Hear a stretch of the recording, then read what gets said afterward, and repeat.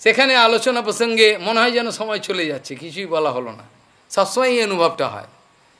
আলোচনা প্রসঙ্গে আজকে শ্রীমদ্ ভাগবতী মহাপুরাণের আলোচনার প্রথমে, এমনকি মহিমা আলোচনার পূর্বে আমি যে ব্যাকগ্রাউন্ড, যারা প্রেক্ষাপট একটা তৈরি করলাম এই আলোচনার মাধ্যমে, তাতে যারা যথেষ্ট অ্যাটেনশন দিয়ে এইসব কথাগুলো শ্রবণ করেছেন তাদের কিছু ভাগবত কথা কর্ণগোচর হতে পারে।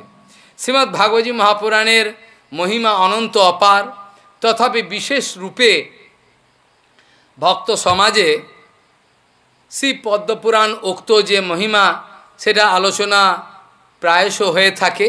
আমিও আলোচনা করে থাকি বিভিন্ন জায়গায়। পদ্মপুরাণে যে শ্রীমদ্ ভাগবতী মহাপুরাণের যে মহিমা কীর্তন করা আছে সেটাই আকসার আলোচনা হয়ে থাকে। কিন্তু এই ভক্ত সমাজে স্কন্দপুরাণ উক্ত যে ভাগবত মহিমা সেটার আলোচনা অত্যন্ত কম হতে হতে এমন জায়গায় একটা উপস্থিত হয়েছে যে প্রায় মনে হয় যেন এই স্কন্দপুরাণের মহিমা আলোচনা লোকে ছেড়ে দিচ্ছে এবং প্রায় লুপ্ত হয়ে গেছে, কেউ চান না। কিন্তু আমি এটা বিশেষভাবে অনুভব করেছি। আমি ছিল পদ্মপুরাণেরও মহিমা অল্প করে আলোচনা করব। কেন খালি মহিমা আলোচনা করতে আমাকে 7 দিন দিতে হবে, তাও সকালে 3 ঘন্টা, বিকেলে 3 ঘন্টা, 6 ঘন্টা করে ডেলি আলোচনা করলে তাহলেও আমার পরিপূর্ণ হবে না পদ্মপুরাণের যে ভাগবত মহিমা। এখানে আমি স্কন্দপুরাণের যে মহিমা সেটা আলোচনা একটু দিগদর্শন করতে চাই। সেখানে আলোচনা করতে গিয়ে দেখা যাচ্ছে যে শ্রীমদ্ ভাগবত মাহাত্ম্যের যে বিষয়বস্তু, এখানে ব্যাসদেবজি এখানে আলোচনা করছেন, বলছেন এটা কোথা থেকে হচ্ছে আমি পরপর আলোচনা করব। আমি আগে ব্যাকগ্রাউন্ডটা একটু বলে নিই, কী করে এই স্কন্দপুরাণের এই মহিমাটা আমাদের সম্মুখে এসছে। দিয়েছেন স্কন্দপুরাণ, লিখেছেন ব্যাসদেব, খালি ব্যাসদেবই বলছেন। কিন্তু এটা মাঝে মাঝে দেখা যায় সান্ডিল্য উবাচ, মাঝে মাঝে দেখা যায় মৈত্রীয় উবাচ, এগুলো মধ্যে মধ্যে এই যে উবাচ বলা যায়, এগুলো সব পরপর ওর মধ্যে সব প্রবচন করেছেন, বলেছেন। এগুলো সামগ্রিকভাবেই ভাগবত কথার বা ভাগবত মহিমার অন্তর্গত বলে জানবেন। যেহেতু স্কন্দপুরাণ লিখেছেন, সমস্ত পুরাণ বেদ উপনিষদ সবই লিখেছেন ব্যাসদেব, তো কোয়াইট ন্যাচারাল আমরা ভাববো ব্যাসদেবই লিখেছেন। কিন্তু এখানের ব্যাকগ্রাউন্ডটা একটু বলা দরকার। সেটা কি না, যখন ভগবান শ্রীকৃষ্ণ কৃপা করে পঞ্চপাণ্ডবগণকে এই বিপদ থেকে উদ্ধার করলেন, এই সমস্ত জগতে সার্বভৌমের রাজত্ব দান করলেন কে? ভগবান শ্রীকৃষ্ণ। করুণা করে কাকে? যুধিষ্ঠির মহারাজকে। যুধিষ্ঠির মহারাজের দ্বারা রাষ্ট্রীয় যজ্ঞ করেছিলেন, পরে আবার রাষ্ট্রীয় যজ্ঞ হয়েছিল, তোমরা জানো না। প্রথমে তো রাষ্ট্রীয় যজ্ঞ যুদ্ধের আগে, যুদ্ধের পরেও হয়েছিল, সেটা রাষ্ট্রীয় যজ্ঞ প্রথম, ওটা অশ্বমেধ যজ্ঞ হয়েছিল, রাষ্ট্রীয় যজ্ঞ প্রথমে। এগুলো লোকে খবর রাখে না, আমি আস্তে আস্তে বলবো। আলোচনা প্রসঙ্গে এই কথা বলা দরকার যে যখন যুধিষ্ঠির মহারাজ তার রাজ্য সিংহাসন আদি কোনো কিছুই আর ভালো লাগলো না, বিশেষ করে যখন তিনি খবর পেলেন যে আমাদের শ্রীকৃষ্ণ তিনি চলে গেছেন এই জগৎ ছেড়ে, অর্জুনের কাছে যখন তিনি বিশেষভাবে খবর পেলেন, যখন যুধিষ্ঠির মহারাজের মনে হলো আকাশ ভেঙে পড়েছে, পৃথিবী যেন দুভাগ হয়ে গেছে, তার আর কোনো কিছু ভাল লাগছে না। কুন্তী দেবী শোনার সঙ্গে সঙ্গে ওখানেই দেহ রাখলেন, পর্দার আড়াল থেকে এই কথাগুলো শ্রবণ করছিলেন। অর্জুন ব্যাখ্যা করছে, অর্জুন প্রথমে কথা বলতে পারছিলেন না। আমরা প্রথম স্কন্ধের আলোচনাতে দেখব অর্জুনের কি অবস্থা, প্যাথেটিক অবস্থা, অর্জুনের কি প্যাথেটিক অবস্থা, অর্জুন কাঁদছেন। যুধিষ্ঠির মহারাজ বলছে কী হয়েছে, কী হয়েছে অর্জুন বলো, কিন্তু বলতে পারছেন না, কেন শোক, এত কষ্ট, সেটা বলতে পারছেন না। পরে আস্তে আস্তে শোকটাকে সংবরণ করার পর ধীরে ধীরে বলছেন, রাজন বঞ্চিত অস্মি হরিণা বন্ধুরূপিণা।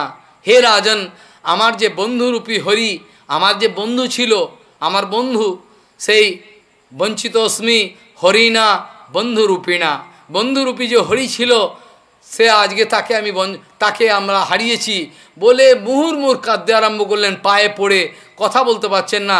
তাকে ধরে তুলে বলছেন, কি হয়েছে ভালো করে বলো। এরম এরম ব্যাপার, আমাদেরকে বঞ্চনা করে কৃষ্ণ চলে গেছেন। এ কথা শোনার সঙ্গে সঙ্গে কুন্তী দেবী দেহ ছেড়ে দিলেন। বাকি যারা রয়েছেন পঞ্চপাণ্ডব, তারা সব কৃষ্ণগত প্রাণ। তারা বললেন, তাহলে আমাদের আর জীবনের কি দরকার আছে? রাজ্য রাজধানী আদি যা কিছু আছে সবই তো তার পেছনে কৃষ্ণ আছে বলেই তার মানে, কৃষ্ণ না থাকলে তার কোনো মানে নেই। একেবারে কৃষ্ণপ্রীতি। সংসারে যত বৈভব থাকুক, যত কিছু থাকুক, যদি ভগবানের প্রতি ভালোবাসা না থাকে, গুরু বৈষ্ণবের প্রতি যদি ভালোবাসা না থাকে, বিশ্বাস না থাকে, তাহলে তোমার এই সংসারের কোনো এক বিন্দু কোনো মূল্য নাই। সেখানে যুধিষ্ঠির মহারাজ নির্ণয় করে নিলেন, ঠিক আছে আমরা তাহলে চলে যাব, আমরা থাকবো না। কোথায় যাবেন? মহাভারতে বলা আছে মহাপ্রস্থানের পথে। এরও অনেক কথা, আমি এসব কথা উচ্চারণ করবার জন্য বসি নাই। আমি ভাগবতের শ্রীমদ্ ভাগবতী মহাপুরাণের কিছু মহিমা আলোচনা করতে বসেছি, সেই জন্য এগুলো টাচ করে যাচ্ছি, কেবল স্পর্শ করে যাচ্ছি। সেখান থেকে কী করলেন, যুধিষ্ঠির মহারাজ যখন পরম নিরপেক্ষ হয়ে কাউর কোনো কথা শুনলেন না, কাউর সঙ্গে কেউ আমার ভাই বন্ধু আমার স্ত্রী কেউ আছে এটা তিনি মন থেকে ভুলে গেলেন। সম্পূর্ণরূপে ভুলে গিয়ে তিনি কী করলেন, মহাপ্রস্থানের পথে চলতে আরম্ভ করলেন। তার পেছনে পেছনে ভীম যেতে আরম্ভ করলো, তারা তো বড় ভাইয়ের অনুগমন করেন। অর্জুন যেতে আরম্ভ করলো, নকুল সহদেব, কুন্তী দেবীও যেতে দ্রৌপদী দেবী তিনিও যেতে আরম্ভ করলেন। কিন্তু এই যাওয়ার কথা আমি বলতে বসি নাই। এই যাওয়ার আগে তিনি কি করলেন, যে একটা ভালো কাজ করলেন অপূর্ব। তিনি দেখলেন আমি চলে যাচ্ছি, রাজ্য রাজধানী এগুলো কে সামলাবে, কেউ তো নাই। পুত্র ছিল যে মারা গেছে, কে সুভদ্রা পুত্র, কে ছিল? হ্যাঁ, অভিমন্যু দেহ রেখেছেন, তাকে তো মেরে ফেলা হয়েছে। তার যে উত্তরার গর্ভে যে সন্তান ছিল, উত্তরার গর্ভে, সেই সন্তান পরবর্তীকালে পরীক্ষিত মহারাজ রূপে আমরা পরিচয় পেয়েছি। উত্তরায়ণ, দক্ষিণায়ন, উত্তরা, এইসব কথাগুলো আমরা পরে আলোচনা প্রথম স্কন্ধ হবে, আর তাহলে আমরা জানতে পারবো। হ্যাঁ, সেখানে দেখতে পাই যে এই যুধিষ্ঠির মহারাজ নিজের যে রাজধানী সার্বভৌম রাজ্য, সেখানে তিনি কাকে স্থাপন করলেন? পরীক্ষিত মহারাজকে। আর এই যে যদুবংশের শেষ বংশধর একজন ছিলেন, তার নাম কি? বজ্রনাভ। বজ্রনাভকে তিনি মথুরা মণ্ডলে স্থাপন করলেন। আর এই যে দিল্লির যে ইন্দ্রপ্রস্থ, তাতে কাকে স্থাপন করলেন? পরীক্ষিত মহারাজকে স্থাপন করে তিনি মহাপ্রস্থানের পথে চলে গেলেন। পরীক্ষিত মহারাজের সম্বন্ধে তার জন্মের কুণ্ডলী দেখে বিভিন্ন ঋষি মুনিরা যে সমস্ত মন্তব্য করেছিলেন, তাতে আমরা অবশ্য জানতে পেরেছি যে পরীক্ষিত মহারাজ কোনো সাধারণ ব্যক্তি নন, তিনি হচ্ছেন এষো মহাভাগবত। এই যে কথাটা এষো মহাভাগবত, এটা ভাগবতের কম করে 4-5 জায়গায় আমরা পেয়েছি। মহাভাগবত, এটি সাধারণ কেউ নন। এই মহাভাগবত ভক্তিতে পরিপূর্ণ, তার কথা প্রথম স্কন্ধে আপনারা পাবেন। যথেষ্ট না হলেও বেশ কিছু আলোচনা করার ইচ্ছা আছে। সেখান থেকে এই পরীক্ষিত মহারাজ কিছুদিন পর চিন্তা করলেন, আমি যাই বজ্রনাভের সঙ্গে দেখা করে আসি। কোথায়? মথুরা মণ্ডলে। কেন? মথুরা মণ্ডলে রাজধানীতে অভিষিক্ত করেছেন কাকে? বজ্রনাভকে, কৃষ্ণের প্রপৌত্র বজ্রনাভকে। আর পরীক্ষিত মহারাজকে স্থাপন করেছেন কোথায়? ইন্দ্রপ্রস্থে। পরীক্ষিত মহারাজ নিজের কৌতূহল বশে প্রেমের টানেতে মথুরাতে গেছেন। মথুরাতে যাওয়ার পর সেখানে যেই খবর পেয়েছেন কে? বজ্রনাভ। তখন দলবল নিয়ে তার চরণ বন্দনা করতে চলে এসছেন, তাকে সাদর করে তার রাজধানীতে নিয়ে গেছেন। নিয়ে গিয়ে এবার সেখানে সমাদর করে সেখানে তাকে বসিয়েছেন এবং পরস্পরের কথোপকথন হচ্ছে। সেখানে আমি অল্পই বলে যাচ্ছি, সমস্ত কিছু স্কেলিটন ডিসকাশন খালি স্পর্শ করে যাচ্ছি, অধিক আলোচনার সময় নেই, কোনো দিন সময় হলে করব। এখানে বলছেন বলছেন যে এখানে কেমন আছো তোমরা। পরীক্ষিত মহারাজ বলছেন তা তো এখানে যে রাজ্য রাজধানী যা কিছু আছে এখানে কেমন আছো তোমরা, সমস্ত কিছু তোমাদের যে পিতৃব্য বলছেন তা তো কেমন আছো। এখানে সমস্ত কিছু আলোচনার পরেতে বড় দুঃখের সঙ্গে বজ্রনাভজি জানাচ্ছেন যে আমাদের তো এখানে কোনো কষ্ট নাই, তবে একটা দুঃখ হলো এই যে আমাকে যে মথুরা মণ্ডলের রাজধানীতে বসিয়ে গেছেন, কিন্তু সেখানে তো জনমানব শূন্য। এখানে মথুরা রাজধানীতে যে বসেছি এখানে তো প্রজাই নেই। কেন ভগবান যাওয়ার পর, যেমন অযোধ্যা যাওয়ার পর সমস্ত সপরিকর অবধবাসীকে নিয়ে গেছিলেন, এখানেও সমস্ত লুক্কায়িত হয়ে গেছেন। ভগবানের লীলা দুপ্রকারের হয়, একটা হচ্ছে গোলকেতে যে লীলাটা সবসময় চলছে, আর এখানে যে লীলাটা আবিষ্কার করেন তিনি ভৌম লীলা। এই লীলা দুই ভেদে দুই রকম মনে হয়, বাকি তো প্রকৃতপক্ষে লীলা একই। ওই যে গোলক বৃন্দাবন সেখানে ভগবানের যে লীলা এটাকে নিত্য লীলা, আর এখানে ভৌম লীলা এটাও নিত্য, কিন্তু এটা কখনো আবির্ভাব এবং তিরোভাব হয় বলে জনসমাজে এটা দেখা যায় না। এটা জনসমাজের যে লোচনের বাইরে চলে যায়, লুকিয়ে যায়, লুপ্ত হয়ে যায়, বোঝা যায় না। সেই জন্য আমাদেরকে ভক্তিবিনোদ ঠাকুর জানিয়েছেন গৌরাঙ্গ মহাপ্রভু ধাম পরিক্রমা লিখতে গিয়ে, অদ্যাপিও সেই লীলা করে গৌর রায়, কোনো ভাগ্যবান দেখিবারে পায়। যদি ভাগ্য ভালো থাকে, যদি আপনাদের ভজন ঠিক হয়ে থাকে, তাহলে এখনও সেই বৃন্দাবনে গেলে সেই দর্শন হয়।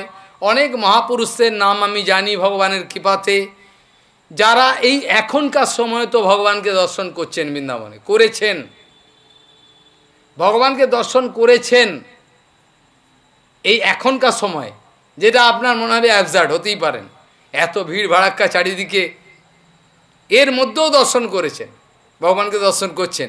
অর্থাৎ যার চোখ আছে সে দর্শন করবে, যার চোখ নেই সে দর্শন করতে পারবে না। সেই জন্য ভৌম বৃন্দাবন আর ওইখানে যে গোলক, যেটা এর মধ্যে পার্থক্য কিছু নাই, তথাপি এখানে একটা লীলাগত বৈশিষ্ট্য প্রকাশ হয়েছে। সেখানে একটাই কথা দুঃখ প্রকাশ করছেন বৈজনাভজি, বলছেন আমাদের তো কোনো দুঃখ পুক্ষ নাই, কিন্তু একটাই কেরাম যেন লাগছে, এই যে রাজধানীতে আমি বসেছি, প্রজা না থাকলে রাজার কী দাম আছে? রাজার তো তখন দাম আছে যদি প্রজা থাকে, প্রজা নেই তো রাজার কী দাম আছে?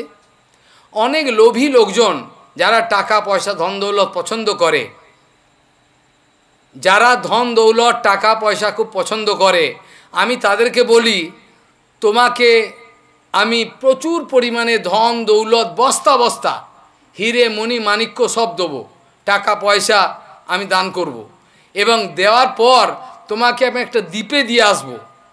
যেমন নেপোলিয়ান বোনাপার্টেকে একটা দ্বীপে দেয়া হয়েছিল শেষ জীবনে। আলিবাবার 40 চোর বলে একটা গল্প কাহিনী আপনারা হয়তো শুনেছেন। সেখানে যখন ওই গুয়াটা চিচিং ফাঁক বলে ঢুকেছিল, সেখানে বলে হো হো করে হাসছে, আর হীরা মণি মাণিক্যগুলোকে গলায় আদর করছে, এরম ভাই লোটাচ্ছে, এরম হীরা মণি মাণিক্যের মাথায় লোটাচ্ছে, লুপিয়ে যখন বস্তার মধ্যে ভরছে, বস্তার মধ্যে ভরা বা বস্তা বেঁধেছে, বলে এবার বেরোতে হবে। বেরোতে গিয়ে বলে দি বেরোবার মন্ত্রটা যেন কী ছিল ভুলে গেছে। এবার বলে আলু ফাঁক, চিচিং ফাঁক, ঢেঁড়স ফাঁক, হচ্ছে না, আরে মন্ত্র তো মনে পড়ছে না, কি করে আমি বেরোবো?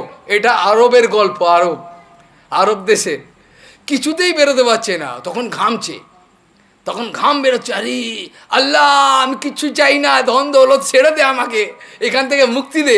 আর মুক্তি আল্লাহ দেবে তোকে? ডাকাতটা ঢুকে পড়লো, পুরো গলা এরম কেটে ছিটকে ফেলে দিল, হয়ে গেল। আমার এই গল্পটা বলবার দরকার ছিল না, কিন্তু এই গল্পটার মাধ্যমে আপনাদের ডাইরেক্ট রিয়েলাইজেশন আসবে, অনুভব আসবে। দেখো ওই ব্যক্তিটা গুহার ভেতরেতে এত ধন দৌলত বস্তায় পুরলো, বস্তায় পুরবো আনন্দে নাচছে, আর কিছু করতে হবে না। তারপর যখনই সে বেরোতে হয়, জীবন যখন সংকটে পড়েছে, তখন বলছে আল্লাহ আমাকে ছেড়ে দে, কিছু চাই না। কেন রে, একটু আগে তো চাইলি। এইরকম হচ্ছে জীবের অবস্থা।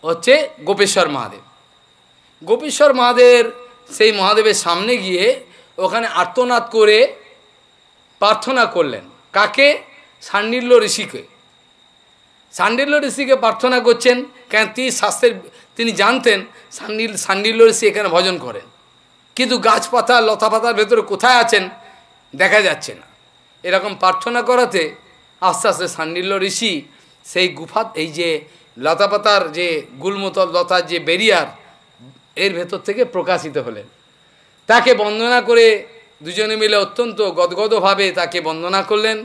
কোলে ঋষিমুনি কাছে নিজের আত্মনিবেদন করে প্রার্থনা করলেন যে আমাদের বড় সন্দেহ হচ্ছে, আজকে যে এই অবস্থা ব্রজমণ্ডলের, কৃষ্ণের সময় কত ছিল এখানে আনন্দ, এইসব ব্রজবাসী এইসব কোথায় গেল সব? নিজে যদি বলে হবে না, ওই জন্য শাণ্ডিল্য ঋষি বহু প্রাচীন সমস্ত লীলা সব দেখেছেন, অনুভব করেছেন। তাকে এবার প্রার্থনা করে ঋষিবর আমাদের বোঝাতে হবে ব্যাপারটা কী হলো। এই সময়তে কেন এই শাণ্ডিল্য ঋষি এই যে নন্দ মহারাজের ওখানে পূজা পূজা সব করতেন, সমস্ত কিছু তাদের ওখানে করতেন। নন্দ মহারাজের বাড়িতে বিভিন্ন ধরনের ঋষিমুনির আগমন হতো, সেখানে অনেক ঋষিমুনি আসা যাওয়া করতেন।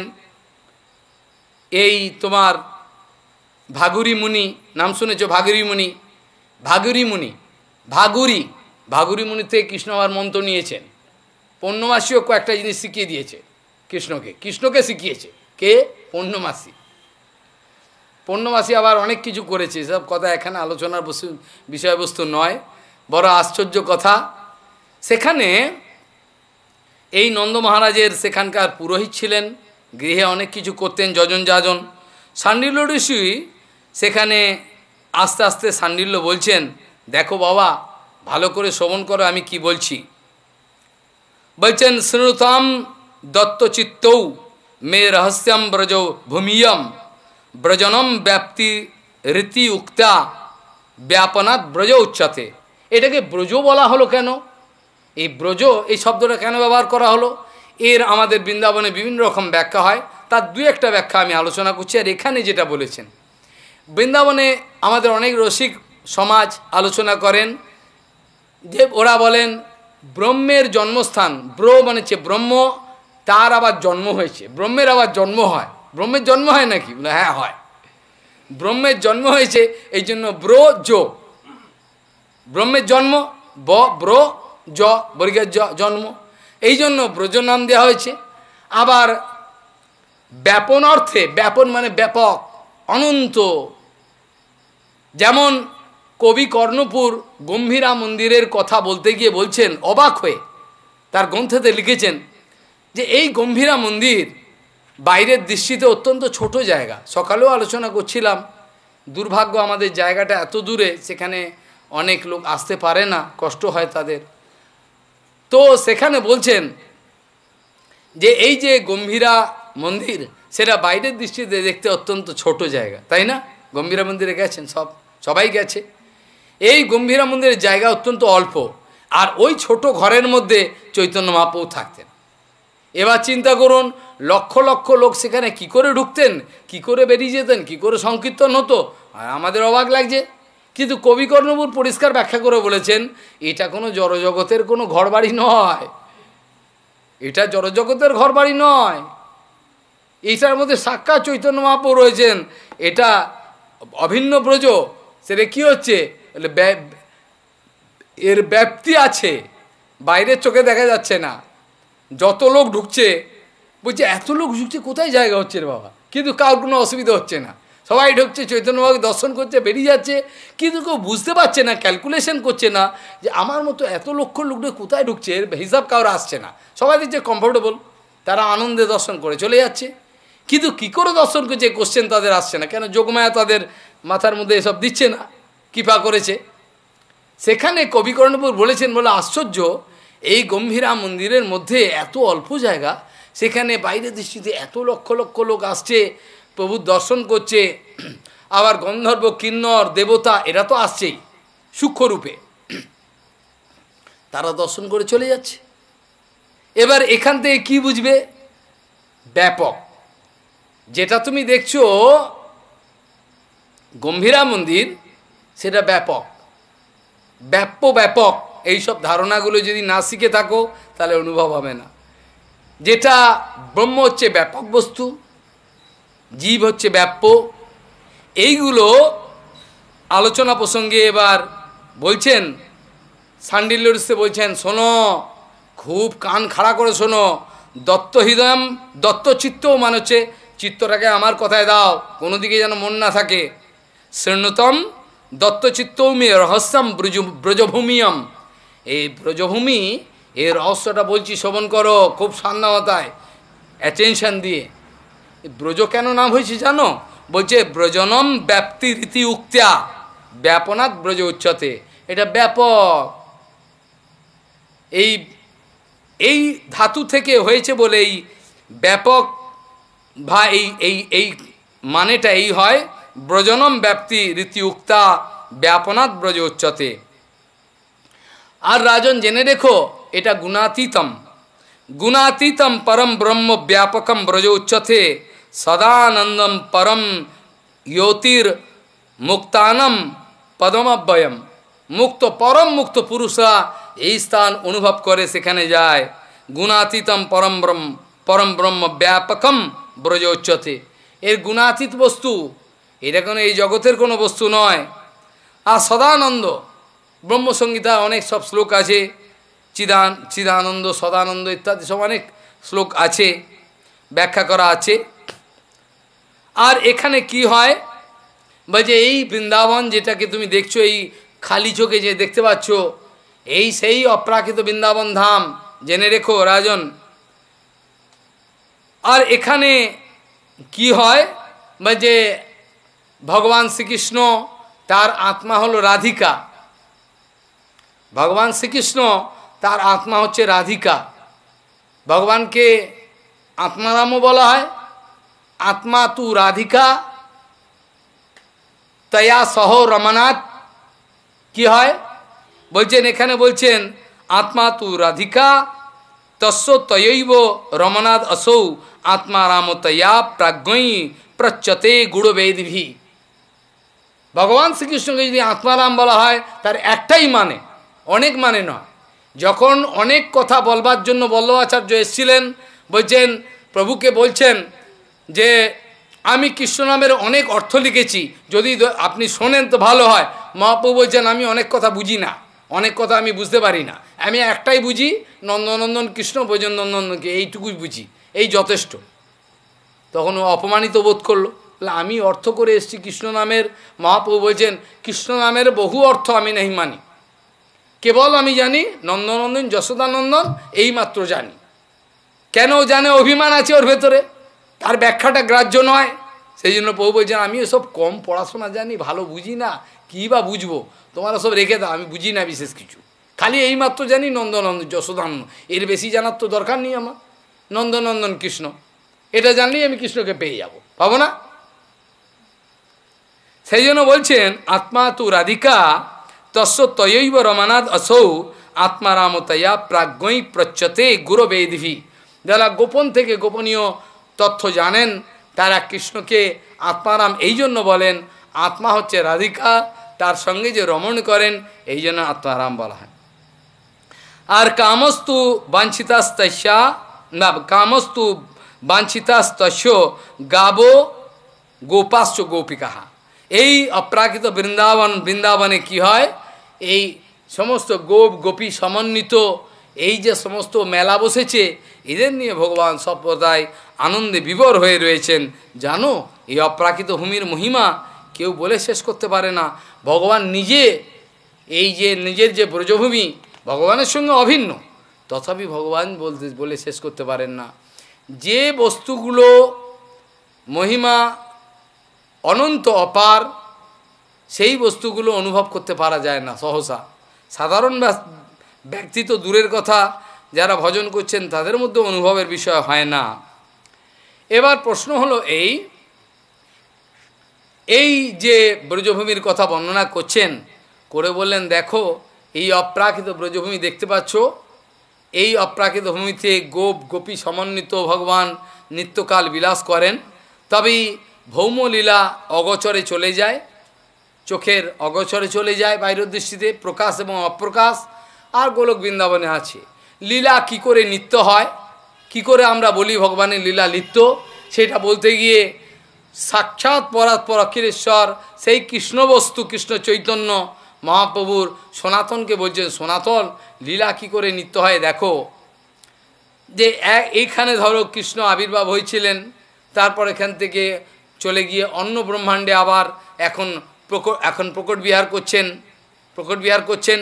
সেরকম ভগবান বলছেন এক্ষুনি কোনো ব্রহ্মাণ্ডে কৃষ্ণের আবির্ভাব হলো, এখন জন্মাষ্টমী হচ্ছে কোনো একটা ব্রহ্মাণ্ডে কোনো জায়গায়, অনন্ত ব্রহ্মাণ্ড, সেখানে এখন জন্মাষ্টমী হচ্ছে এই সময়। কেন? এটা অনন্ত। কোন ব্রহ্মাণ্ডে এখন কি লীলা করছে ভগবান চৈতন্য মহাপ্রভু বলছেন, ভগবানের লীলা কি করে নিত্য হয়, বলে এইভাবে নিত্য হয়।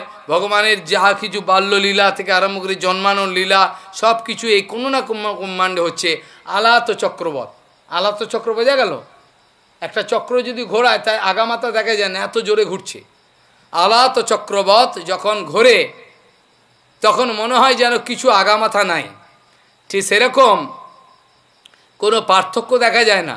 সেই জন্য সমস্ত ব্রহ্মাণ্ডেতে ভগবানের কোথায় কোথায় কোন যে লীলা হচ্ছে সেটা কোনো না কোনো অবশ্যই হচ্ছে।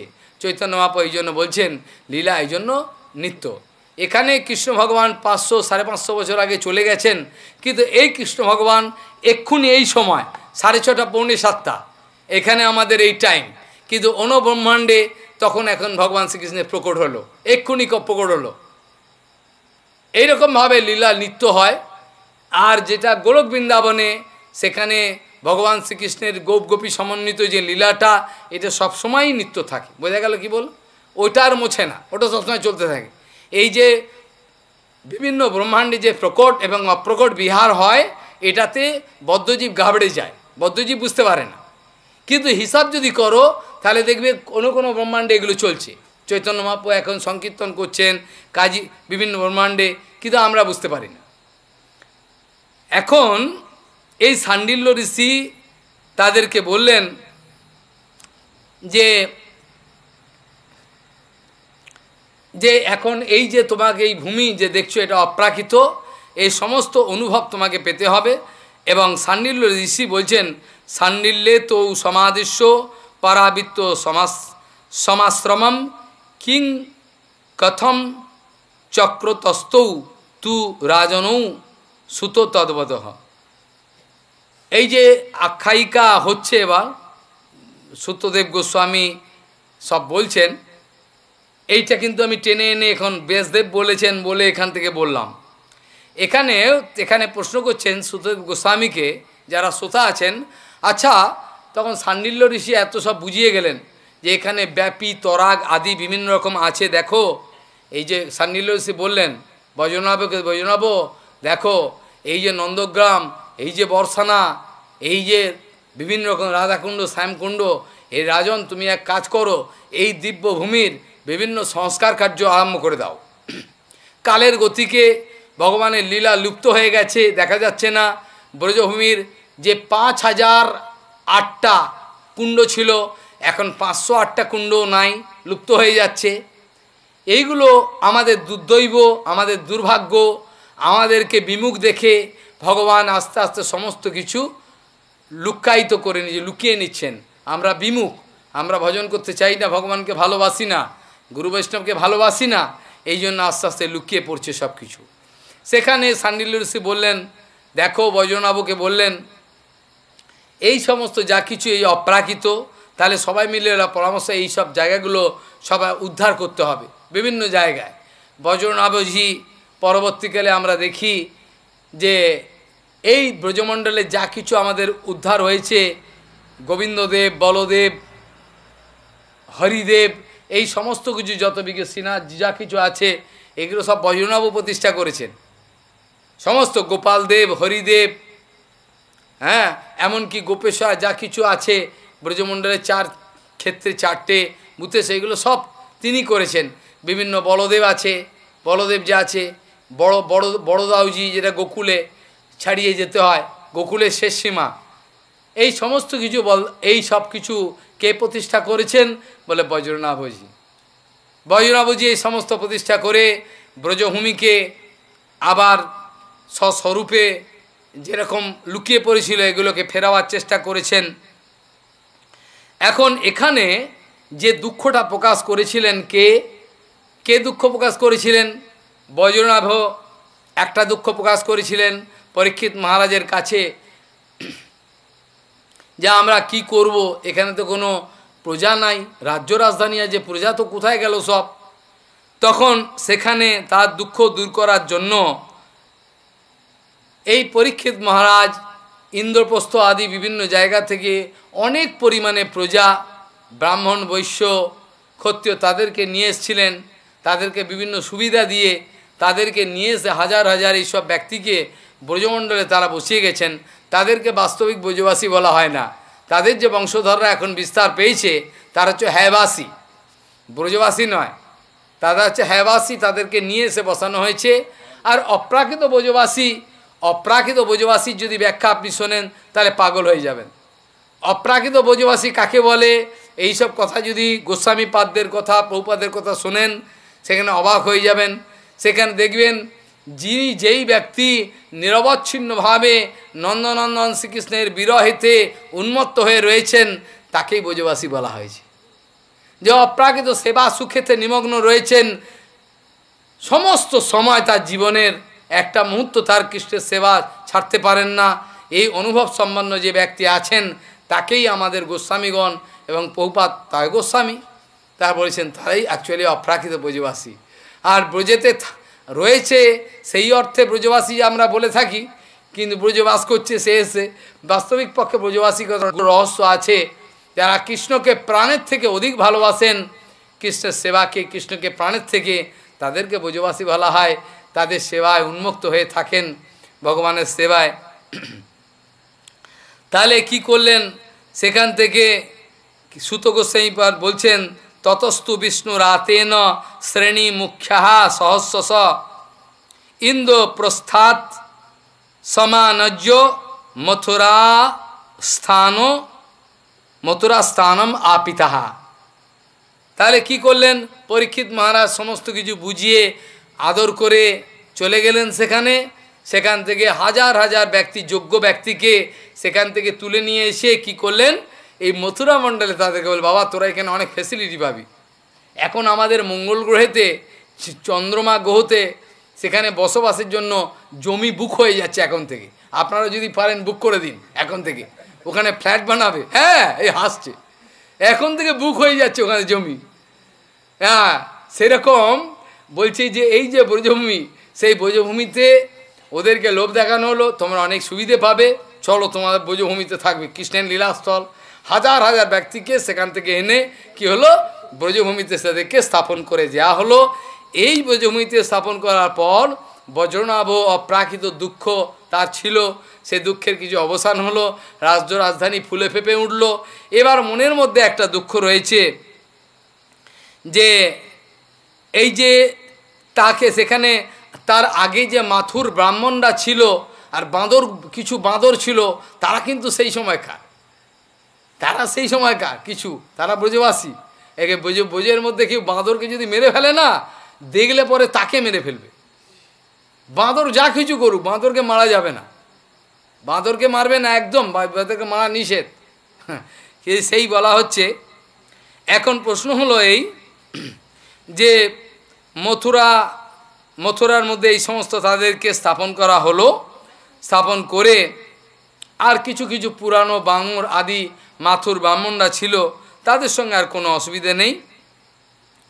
এবার প্রশ্ন হলো সেখানে বিভিন্ন ধরনের তরাগ মানে যে কূপ আদি বিভিন্ন যেগুলো ছিল আগে, সেগুলোকে প্রকাশ করার জন্য চেষ্টা চলল বিভিন্ন। এর মধ্যে অনেক গভীর কথা আছে। বজ্রনাভজি তার যে ভগবান শ্রীকৃষ্ণ যখন অন্তর্ধান হন, কোথায় ভগবান শ্রীকৃষ্ণ যখন অন্তর্ধান হন, কোথায়? প্রভাস ক্ষেত্রে অন্তর্ধান হন। সেইখানে যখন অন্তর্ধান হন, সেই অন্তর্ধানের সময় ভগবান শ্রীকৃষ্ণ, বলদাওজি মহারাজ এবং যত যারা ছিলেন, অনিরুদ্ধ, পদ্মুন্ন আদি যারা ছিলেন, সবাই অন্তর্ধান করলেন। বাইরের দৃষ্টিতে মনে হলো যেন যে মায়ার প্রকোপে তারা একে অপরের সঙ্গে লড়াই করলেন, তা নয়। এটা মুনি ঋষিদের সাপটাকে সত্য করার জন্য ওটা খালি একটা লীলা। চৈতন্য মহাপ্রভু যখন সনাতনকে সব বোঝাচ্ছেন, তখন সেখানে চৈতন্য মহাপ্রভু সনাতনকে বলছেন, সনাতন মহিষী হরণ লীলা আর যদুবংশের ধ্বংস, এই সমস্ত কিছু জানো সব মায়াময়, কৃষ্ণের অন্তর্ধান, এগুলো সব মায়াময়, এগুলো সুসিদ্ধান্ত, শোনো, ভালো করে বলছেন। সেই জন্য সেখানে কৃষ্ণের যে প্রধান রমণী, যে অষ্ট মহিষী যারা ছিলেন, তারা তো সঙ্গে সঙ্গে চলে গেলেন। বাদবাকি যাদের নিয়ে অর্জুনকে যাওয়ার কথা ছিল, অর্জুন রাস্তায় কোলভিল তাদেরকে পরাজিত করে কেড়ে নিলেন, এই সব কৃষ্ণেরই লীলা। বাদবাকি যেসব রমণীরা ছিলেন কৃষ্ণের, অর্থাৎ বজ্রনাভের কাছে, এরা হচ্ছে কৃষ্ণের যা তাদেরকে নিয়ে সেই রাজধানীতে ছিলেন, তারা বিরহ যন্ত্রণায় কাতর হয়ে পড়েছেন।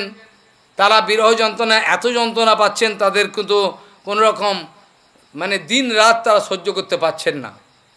সেই সময় তারা যমুনাকে দেখছেন কলকলভাবে প্রবাহিত হচ্ছে, যমুনা এত নাচছে যমুনা দেবী। তখন সেই কৃষ্ণপত্নীগণ প্রশ্ন করছেন, দেখো আমরা এত দুঃখেতে আমাদের বুক ফেটে যাচ্ছে, তুমি এরকম কলকল করে নাচছো, কি ব্যাপারটা কি, তোমার এত আনন্দ কেন? যমুনা দেবীকে প্রশ্ন করলেন। প্রশ্ন করে বলছে কৃষ্ণপত্নীগণ প্রশ্ন করছেন, এর আগে অনেক কিছু আছে, আমি আর সব আলোচনা করলাম না। একদা কি করছেন, একদা কৃষ্ণপত্ন্যঃ শ্রীকৃষ্ণ বিরাহাতুরাহা কালিন্দীম মুদিতম বৃক্ষ প্রপচ্ছুর গতমাৎসরহ। সেখানে গিয়ে প্রশ্ন করলেন কৃষ্ণপত্নীরা যমুনা দেবীকে, আচ্ছা যমুনা, তোমার কাছে একটা আমাদের প্রশ্ন আছে। যথা বয়ম কৃষ্ণপত্ন্যঃ তথা তম অপি শোভনে। আমরা যেমন কৃষ্ণপত্নী, হে শোভনে তুমিও তো কৃষ্ণপত্নী, তো আমরা যে যন্ত্রণা, বিরহ যন্ত্রণায় যন্ত্রণা পাচ্ছি, তোমার তো যন্ত্রণা হচ্ছে না, কি কারণ বলো তো দেখি। বোঝা গেল কি বললাম? তারা যমুনাকে বলছে, আমরা যেমন কৃষ্ণপত্নী, তুমিও তো কৃষ্ণপত্নী, তাহলে আমাদের এত যন্ত্রণা আমরা সহ্য করতে পারছি না, তুমি এত নাচছো, তোমার এত আনন্দ কিসের? বলছেন যথা বয়ম কৃষ্ণপত্ন্যঃ তথা তমপি শোভনে বয়ম বিরহ দুঃখার্তাস্থম ন কালিন্দী তদ্বদ। তোমার কেন দুঃখ হচ্ছে না বলো? তখন সেটা বলতে গিয়ে যমুনা দেবী পরিষ্কার উত্তর করছেন, বলছে কেন দুঃখ হচ্ছে না তার কথাটা কানগুলো শোনো। কি বলছেন? আত্মা রামস্য কৃষ্ণস্য ধ্রুব আত্মাস্তি রাধিকা। একটু আগে ব্যাখ্যা করেছি, আত্মা তু রাধিকা তস্য তৈব সহ রমণাৎ আত্মারাম ইতি উচ্যতে। তাই তো? তা আত্মা, কৃষ্ণের আত্মা হলো রাধিকা। আত্মা রামস্য কৃষ্ণস্য ধ্রুবমাত্মাস্তি রাধিকা তস্যাদস্য প্রভাবেণ বিরহ অস্মান্ন সংস্পৃশেত। কি বলছেন? আত্মা রামস্য কৃষ্ণস্য ধ্রুবমাত্মাস্তি রাধিকা তস্যাদস্য প্রভাবেণ বিরহ অস্মান্ন সংস্পৃশেত। বলছে শোনো কৃষ্ণপত্নীগণ, আমিও কৃষ্ণপত্নী, তোমরাও। একটা কারণে আমার দুঃখ হয় না, সেটা কি? কৃষ্ণের যে আত্মা রাধিকা, সেই রাধিকা রানীর ধ্রুবম নিশ্চিতমেব। মনে করো না এটা একটা ফিলোসফি, অনেকে মনে করতে এটা ফাঁকা ফিলোসফি, হ্যাঁ এটা দর্শন, এটা বোধহয় না, এটা বাস্তব হতে পারে নাকি? কৃষ্ণের হৃদয় রাধা, এটা কথার কথা বলতে হয়, তা নয়। এই জন্য জড়জগতের লোক বিশ্বাস করবে না, এই জন্য একটা গ্যারেন্টি দিয়ে দিয়েছে এখানে। আত্মারামস্য কৃষ্ণস্য ধ্রুবম আত্মা অস্তি রাধিকা। ধ্রুব মানে নিশ্চিতমেব, যেন গ্যারেন্টি আত্মা। আর তার দাসী, আমি হচ্ছে তার দাসী, তার সেবা করে যাচ্ছি, তোমরা দেখতে পাচ্ছ না, আমি তার সেবা করে যাচ্ছি। এই রাধিকা রানীর এই বৃন্দাবন ধাম, এই জন্য আমার ভেতরে কোনো বিরহ জাগ্রত হচ্ছে না। কারণ সেবা সুখ, এই যে বলছেন কি সেবা সুখ দুঃখ পরম সম্পদ নাশয় অবধ্যায়, সেটা তো আছে। আরেকটা কীর্তন আছে সুন্দর, সেটা হচ্ছে পূর্ব ইতিহাস সকল ভুলিনু সেবা সুখ পেয়ে মনে। যখন তুমি সেবা সুখ পাবে গুরু বৈষ্ণবের সঙ্গে, তোমার ফ্যামিলির পূর্বের যে কথা সব ভুলে যাবে। বাস্তব যদি সাধুসঙ্গ করো, তা তোমার পূর্বের আশ্রমের কথা কিচ্ছু মনে থাকবে না, বিরক্ত মনে হবে। সেই জন্য সেখানে বলছেন, এবার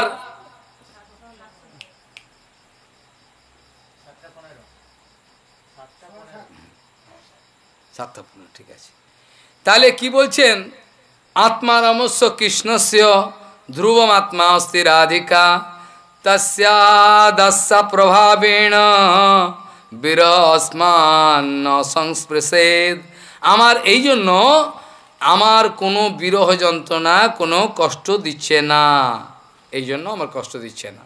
একটা কথা এই প্রসঙ্গে বলা ভালো, যে যমুনা দেবী যে রূপ ধারণ, আমরা যমুনা দেবী যে রূপ, সেই রূপটা এমন একটা রূপ যেটা কৃষ্ণ বলে সবার ভুল হয়ে যাবে। যমুনার রূপটা দেখে কৃষ্ণ ছাড়া অন্য কিছুকে ভাববে না, এমনই একটা রূপ দান করেছেন কৃষ্ণ। যমুনার এমনই একটা রূপ যেটা দেখে কৃষ্ণ বলে ভুল হবে, সাক্ষাৎ দূর থেকে এমন সুন্দর রূপ। এর অনেক ঘটনা আছে, আমি সব বলতে পারছি না। রাধারানী এবং কৃষ্ণের মধ্যে রাধারানী প্রায়ই মান করেন, কৃষ্ণ মান করেন। একবার কৃষ্ণ জোর করে মান করেছেন, কৃষ্ণ মান করেছেন। কৃষ্ণ মান করে তো, কৃষ্ণ মান করলে সহজে ভাঙানো যায়, কিন্তু ভাঙানো যাচ্ছে না, কিচ্ছুতেই ভাঙানো যাচ্ছে না। অনেক ব্যাপার আছে, সব লীলা। যমুনাকে রাধারানীর এরকম মান কৃষ্ণ মান করেন, রাধারানীও মান করেন, এইসব ভাঙানো সম্ভব নয়। কৃষ্ণের মান ভাঙাবার জন্য একটা অদ্ভুত ঘটনা ঘটেছে। যমুনাকে কি করা হয়েছে, ভালো করে বুঝিয়ে সুঝিয়ে কৃষ্ণের রূপ ধারণ করানো হয়েছে, একেবারে কৃষ্ণ, ঠিক যেমন কৃষ্ণরূপ। এবার যমুনাকে যেই কৃষ্ণের সামনে পাঠিয়ে, যে কৃষ্ণের অবাক হয়ে রাগ পাক ছেড়ে দিয়ে, এটা কে রে বাবা, এ তো আমি। এই অনেক ঘটনা, এগুলো স্যার বলা আলোচনা করা যাবে না এখন। তাহলে সেখানে দেখা যাচ্ছে সমস্ত এই যে ব্রজভূমি, এই ব্রজভূমিতে এবার এই যে ব্রজবাসীরা গুপ্তভাবে সব ভগবানের সেবা করছেন নিরন্তর, তাদেরকে চোখে দেখা যাচ্ছে না, এখন লীলা প্রকাশের বাইরে চলে গেছে। এখন যমুনা সেসব উত্তর দিলেন। এখন এদের প্রশ্ন হলো, এদের দুঃখ কিভাবে যাবে? বলে একটা কাজ করো, সেটা বলে গেছেন শাণ্ডিল্য ঋষি, তুমি এবং এই যে কৃষ্ণ পত্নীরা, কাকে বলছেন? বজ্রনাভকে। বজ্রনাভ শোনো, তুমি এবং এই যে কৃষ্ণের পত্নীগণ যারা আছেন, তারা সবাই তোমাদের একটা অদ্ভুত সুযোগ হবে। কিসের সুযোগ? বলে অপ্রাকৃত ভাগবত কথা শ্রবণের। কি করে হবে? কার কাছ থেকে হবে? বলে দেখবে উদ্ধবজি বৃন্দাবনে আছেন। কোথায় আছেন? উদ্ধবকুণ্ড জানো? উদ্ধবকুণ্ড জানো? উদ্ধবকুণ্ডতে, সেখানে উদ্ধবকুণ্ড, আর উদ্ধবকুণ্ডের যদি ওদিকে তাকাও সেখানে কি দেখবে? উদ্ধবকুণ্ডের দিকে যদি সোজা তাকাও, এখানে উদ্ধবকুণ্ড, তার ওপরের দিকে যদি তাকাও অনেক দূরে কি দেখতে পাবে? হ্যাঁ, কুসুম সরোবর দেখতে পারে। কুসুম সরোবর, আমার বলার বক্তব্যটা বুঝতে পারলেন না। কুসুম সরোবরটাকে আর এই যে উদ্ধবকুণ্ড থাকে, পরিক্রমার মধ্যে যদি এরকম না ঘুরে, তোমরা যদি খালি কুসুম সরোবরটাকে নিয়ে এরকমভাবে ঘুরে খালি এই যে উদ্ধবকুণ্ডটাকে ঘিরে নাও, দেখবে বেশি জায়গা নয়, এখান থেকে উদ্ধবকুণ্ড থেকে কুসুম সরোবর দেখা যায়। কেন? দেখতে মনে হয় যেন রাস্তা দিয়ে আমরা ঘুরে আসি এতটা, কিন্তু ওইখান থেকে সোজা তাকালে দেখতে পাবে এইখানে উদ্ধবকুণ্ড, আর ওইখানে দেখবে কুসুম সরোবর।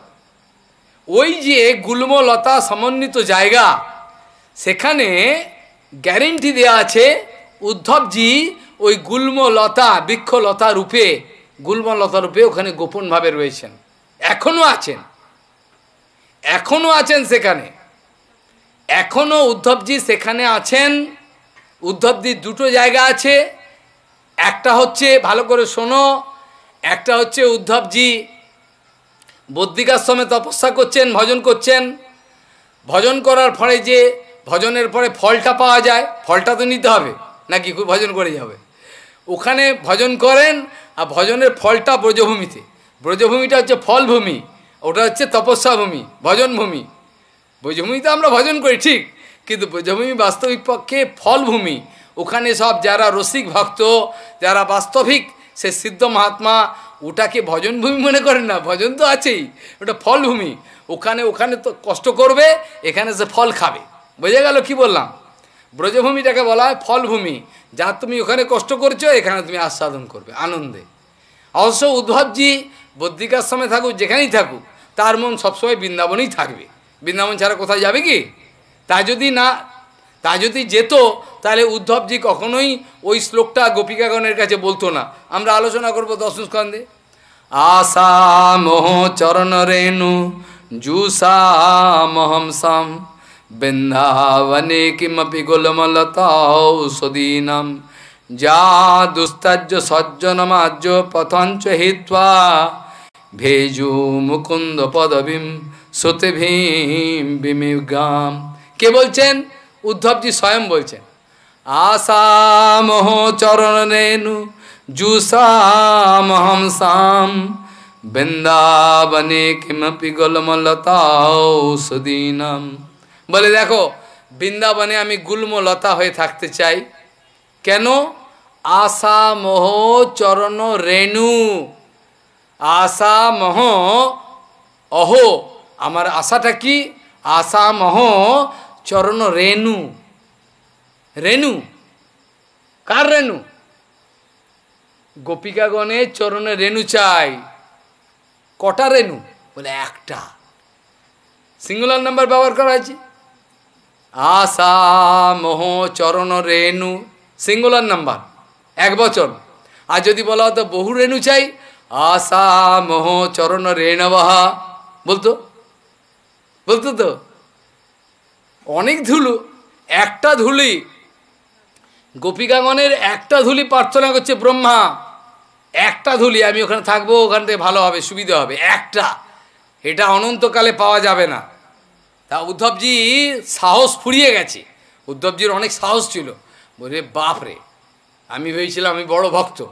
পরে এসব শুনবেন, সময় এলে উপযুক্ত সময় আলোচনা করা হবে। বলছেন আমার একটা আশা আছে, আশা মোহ চরণ রেণু। একটা রেণু যদি আমি পাই, কাদের? গোপিকাগণের একটা রেণু যদি পাই, ধন্যাতি ধন্য। বাস, যে সমস্ত শ্রুতি স্মৃতি, শ্রুতিভীম বিমিগ্রাম, মানে শ্রুতি আদি, আলটিমেটলি সমস্ত শ্রুতি আদি সব কী করছেন?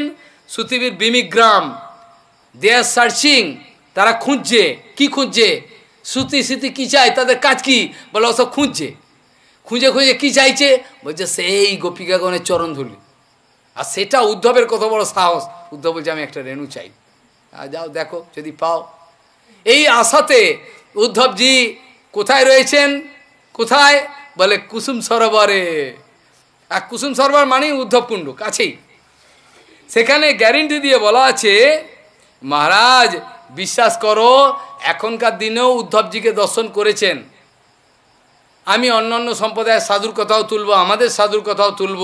আমাদের গুরুপাদ পদ্ম আদি পরমপুর শ্রীধর গোস্বামী, এরা যখন কুসুম সরোবর, তারপরে রূপ গোস্বামী পাদের যেখানে টেরিকদম, এইসব জায়গায় গেলে তাদের অবস্থাটা কি হতো, এটা যারা না দেখেছে বিশ্বাস করতে পারে।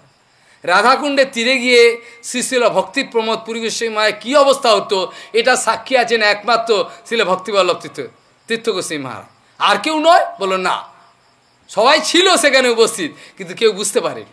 অনুভব করেছেন একমাত্র উনি। সবাই থাকে, কিন্তু মহাপুরুষকে অনুভব করতে পারে। কেন? উনি মহাপুরুষ, ওই জন্য মহাপুরুষকে অনুভব করেছেন। আশ্চর্য কথা।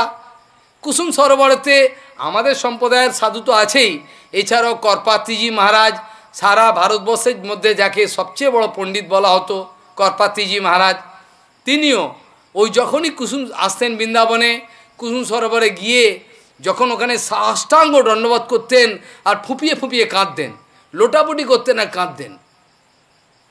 মানে মনে হচ্ছে যেন উদ্ধবজিকে দেখতে পাচ্ছেন, উদ্ধবজিকে দেখতে পাচ্ছেন। অনেক অনেক বড় বড় সাধু আছেন, শুধু আমাদের সম্প্রদায়ের না, আমাদের সম্প্রদায়ের সাধু আছেই, অন্যান্য সম্প্রদায়ে যারা ভজন করেছেন সেরাও দর্শন করেছেন। এই গোবর্ধনে যাকে বলা হয় এই গয়াপ্রসাদজি মহারাজ, গয়াপ্রসাদজি তিনি ছিলেন গৃহস্থ ভক্ত। গয়াপ্রসাদজি, আমি বৈষ্ণবের মহিমা বলছি, আমি কোনো সম্প্রদায়ের এদিক ওদিক থেকে কোনো রকম নোংরা কথা, যে সম্প্রদায়ের ভালো সাধু তার চরণ বন্দনা করি। গয়াপ্রসাদজি মহারাজ তিনি এত বড় সাধু ছিলেন, গৃহস্থ। যখন ভাগবত কথা হতো মহারাজ সেখানে লক্ষ লক্ষ টাকা ডোনেশন পড়ত, তিনি একটা টাকাও ধরতেন না। সেই টাকাগুলোকে বলতেন এই টাকাগুলো নিয়ে নে, বস্তায় ভর, চল আমার সঙ্গে। কোথায় যাব? ও চল না, বলে একটা বড় জায়গায় গিয়ে সব ভক্তদের নিয়ে গিয়ে ভান্ডারা করতে আরম্ভ করলেন, বিশাল ভান্ডারা। যতদিন এই টাকাটা না ফুরাচ্ছে ততদিন ভান্ডারা চলছে, যে আসছে সে খাচ্ছে। সব টাকা ফুরিয়ে গেল, এবার বাড়িতে চলে এলেন খালি হাতে। সেই অভাব, সেই দুটো রুটি আর চাটনি, নুন লঙ্কা, এইসব মহাপুরুষ তারা অমর হয়ে রয়েছেন, অপূর্ব।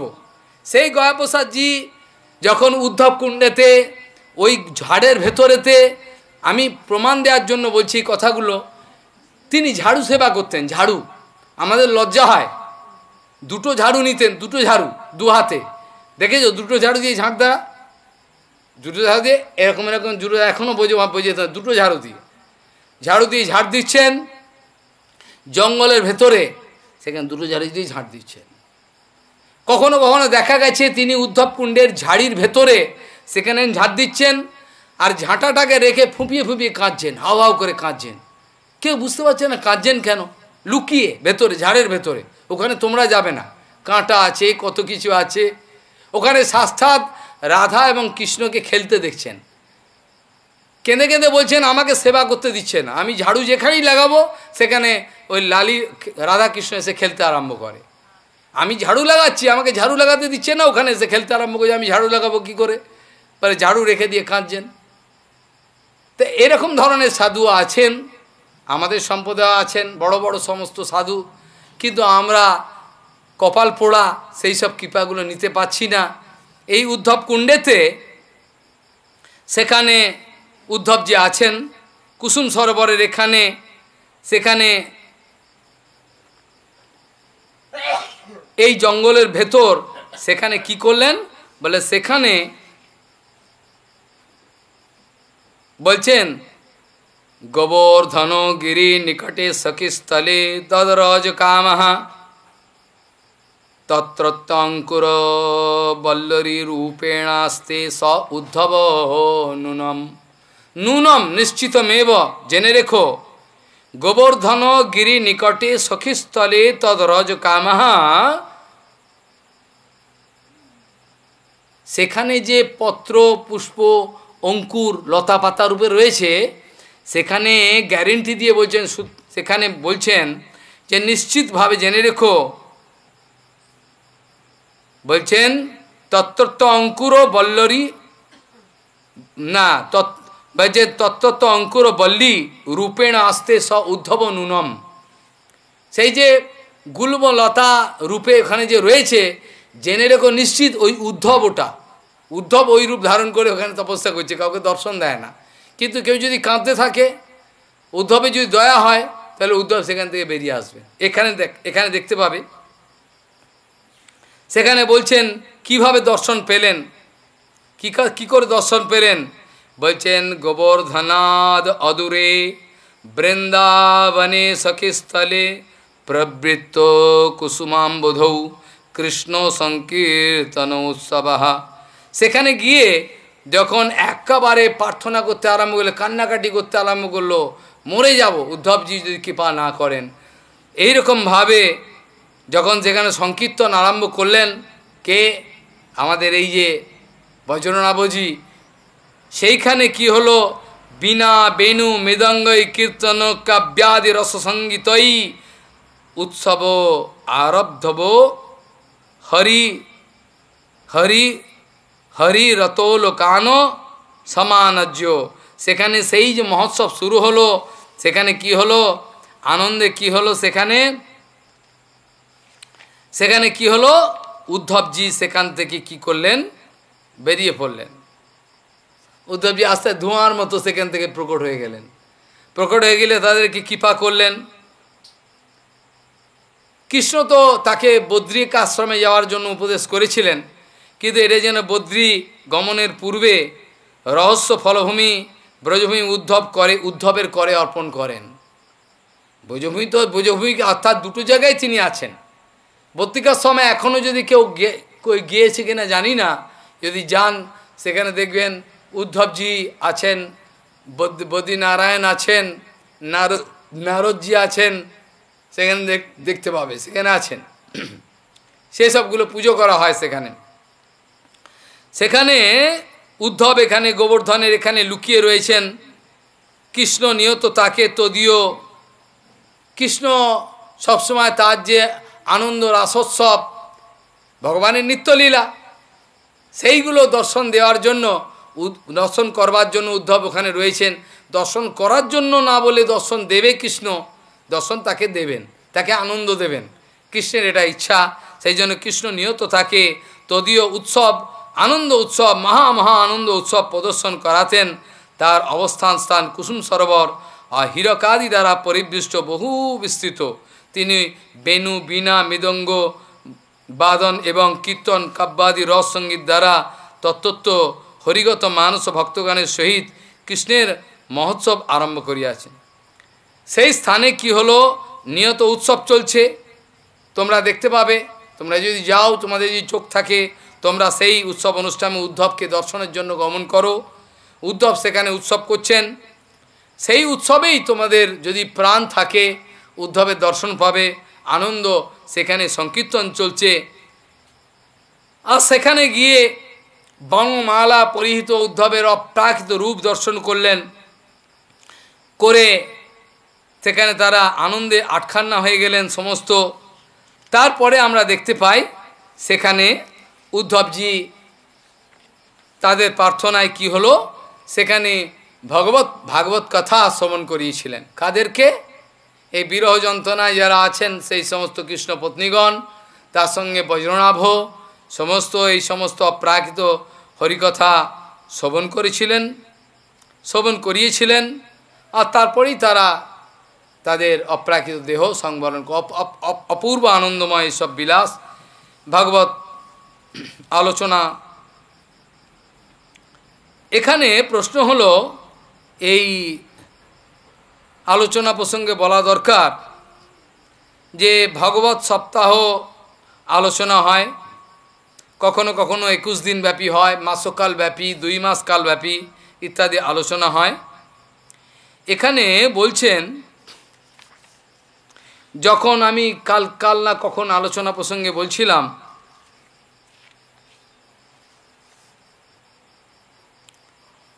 এই